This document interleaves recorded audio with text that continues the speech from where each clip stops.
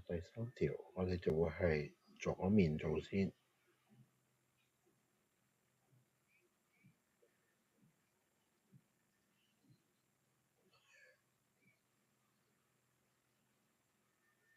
好啦，咁呢個爆開佢咧，我哋就會得出 x² 加 6x 加9，咁跟住就照寫啦。咁呢兩個係 x 嘅嘢，咁所以我哋抽個 x 做 common factor。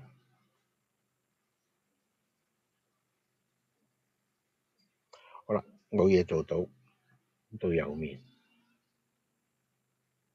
好啦，右面咧又係爆開佢啦。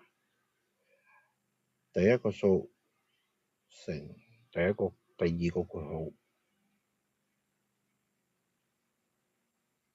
跟住第一個括號嘅第二個數又係乘後邊有括號。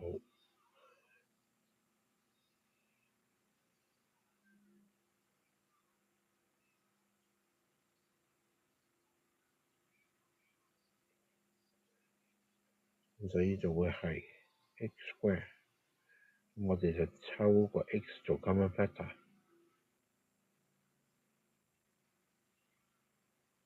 減 n 加 2n 就係加 n 啦。咁所以我哋就會比較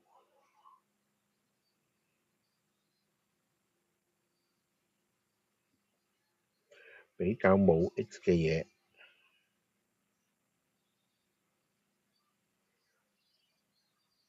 咁就係 n 等於9，跟住比較 x 嘅嘢，6加 n 就等於1減 n。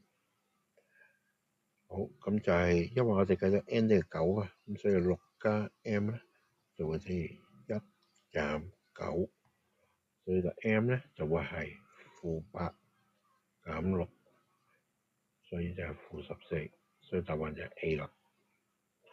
好啦，跟住呢一個咧，我哋將成個調咗去嗰邊先，所以會得出 x 減 c，x 減 4c 減成個調過去，等於咧。咁跟住見唔見到呢個係 common factor？ 抽佢出嚟先，剩翻仲有個中括號 x 減 c 減 3c 減 x。好，跟住 x 減 4c 照寫啦，跟住就拆中括號嘅嘢，即係 x 減 c 減 3c 加 x。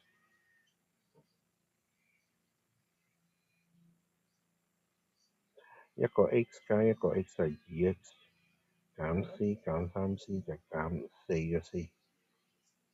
咁有個 common factor 係2x，唔需要理會啦，我哋就索性 put 兩個數都等於0，兩個括號等於0。